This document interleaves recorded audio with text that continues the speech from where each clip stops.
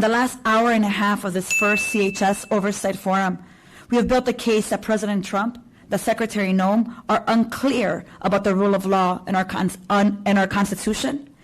And although they're unclear, they're also doing this intentionally because they think they can get away with it.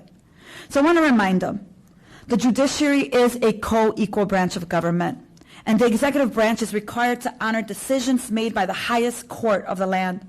Congress, we are a co-equal branch of government, and the executive branch is required to honor legislation and appropriations duly authorized by Congress. Members of Congress can and will conduct oversight of detention centers without previous notice, according to Public Law 116-93, reaffirmed in Public Law at 118/47.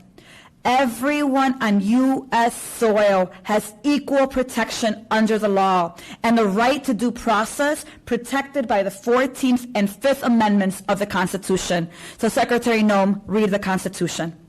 These are the fundamentals and are not up for debate.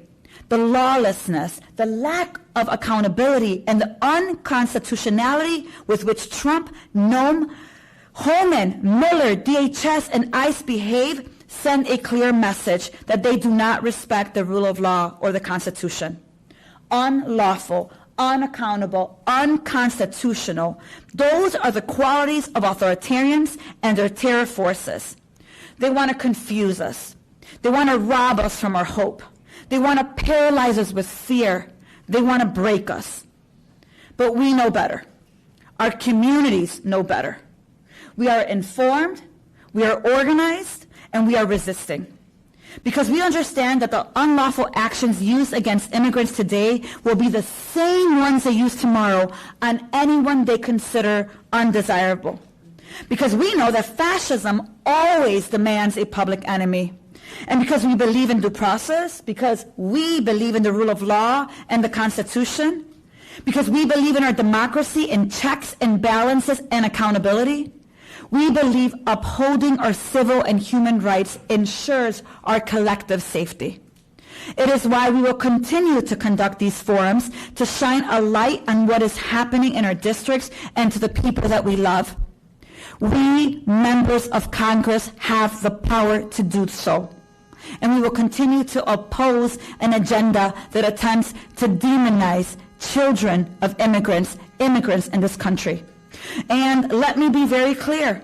We're going to continue the way that Congressman Ruiz has, the way that Congressman Garcia has, the way that Congressman Davis has, Congressman Carter and others, showing up to detention centers and demanding that the Trump administration allow us, actually not allow us, we have the authority, open those darn doors because we demand to exercise our right to oversight.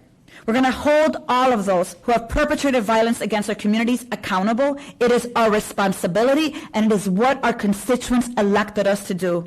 We're going to take off the mask, and we're going to defund these administration's terror force.